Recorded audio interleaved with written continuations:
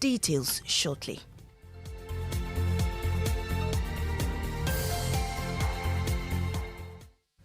Now, NDC's candidate in the Asin North by-election, James Gyakye, has described the schedule of hearings into the criminal case against him as a ploy by the executive to intimidate him.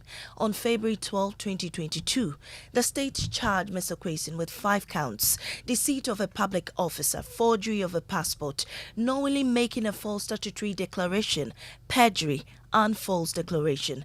The court, presided by Justice Mary Ekuyanzu, has announced that the case will be heard on a day-to-day basis beginning Tuesday, June 20. Now, reacting to the latest twist, James Gyakye says the development does not scare him. All the gimmicks they're playing in the courts and whatnot. Maybe I may be blind, or maybe I may not understand the system, or maybe I'm just not in tune. So are you telling me all the rest of my supporters don't understand what's going on?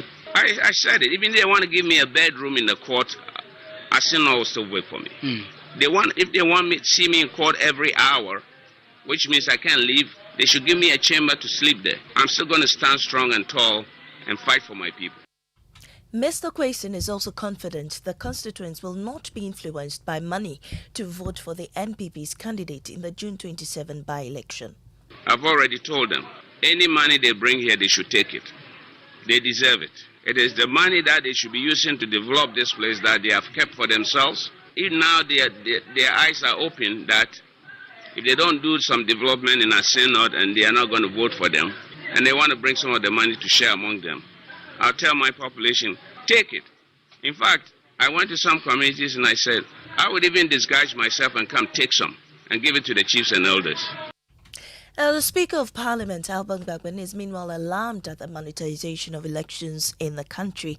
Addressing a public lecture on 30 years of parliamentary service in Tamale, the Speaker said the menace is eroding Ghana's democratic gains. Our elections have been turned into auctions, and the highest bidder is a winner of the day, in spite of the fact that vigilantism, hoodlums have been introduced into elections, and it's becoming a norm, in spite of the fact of the mismanagement of our resources and the deep systemic corruption in the country. I think we should all be committed that there is no turning back. What we can do together is to find ways and means of eliminating these vices in the system. Your Speaker of Parliament, Alban Gbagban. Now, Finance Minister Ken Ofori-Atta is hinting of structural reforms under the IMF program. Briefing the media about the latest on Ghana's program and government's ambitious growth agenda, Ken Ofori-Atta said the school feeding budget will be increased. He added that payment of bi-monthly stipends to households under the Livelihood Empowerment Against Poverty program will also be doubled. Ghana sought IMF assistance to support our PCPEG. The implementation of the PCPEG aims to restore macroeconomic stability and debt sustainability and to support inclusive growth while protecting the vulnerable. In line with our tradition of compassion and care for the underprivileged, we expect to strengthen social protection through increases in social spending to protect the most vulnerable and the poor from the impact of adjustment under the program. Finance Minister Ken Ofori-Atta there. Now, the National Youth Authority is alarmed at figures from the District Health Information Management that over 1,000 teenagers get pregnant annually in Ghana. Chief Executive of the authority, Pius Enamhajide, is worried the trend could result in school dropout and low quality of life for the young mothers and their children. He tells Joy News that steps are being taken to tackle the root cause of the problem. Teenage pregnancy and period poverty are very high on our agenda. I just reported that according to data we have received from the District Health Information Management System, on the average, about 1,000 young girls below the ages of 18 get pregnant every year. And this is according to the data from the District Health Information Management System. It means that the numbers that do not report to the hospitals are not even covered. So in reality, the number could be higher. And this is a major concern for the National Youth Authority. and we are discussing with our stakeholders the ways to resolve that. And despite government's many promises of ensuring floods do not continue to wreak havoc in flood-prone areas, some persons say they live in fear of the rains because every drop in their vicinity results in flooding, affecting their property and health, aside the emotional torture. Hannah Odami has been speaking to them in our feature series titled Floods of Trauma. It is time to deal with these poor drainage in our towns and cities, which leads to flooding during the rainy season. This sound of rain and its accompanying breeze sends many to sleep.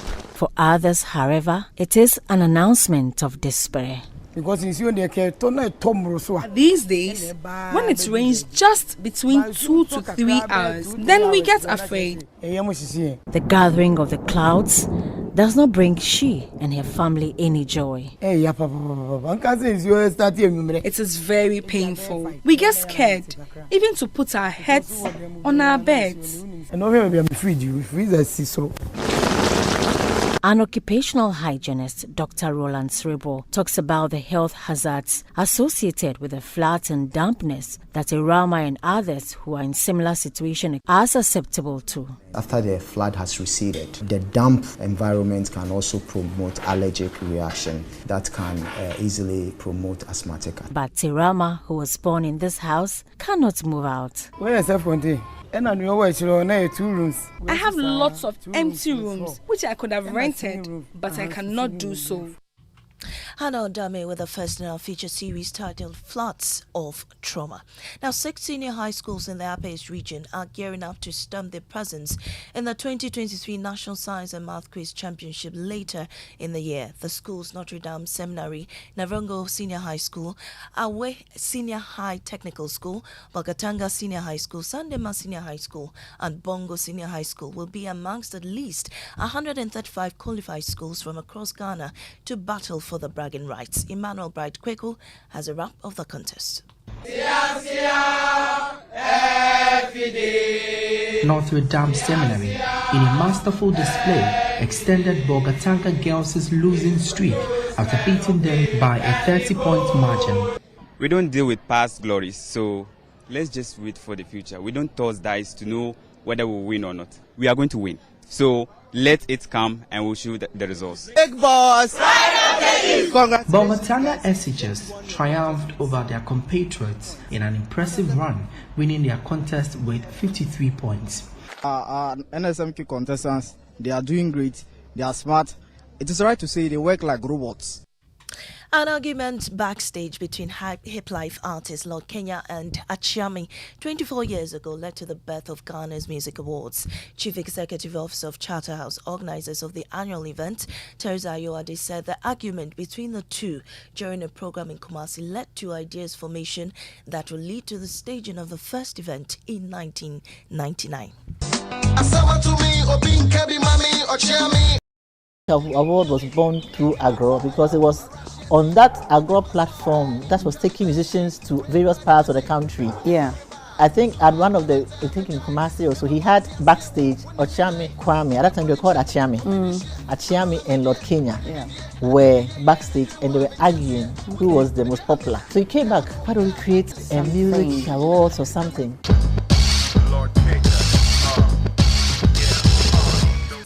You heard Chief Executive Officer of Charterhouse, Teresa Ayoade, bringing us to the end of this bulletin.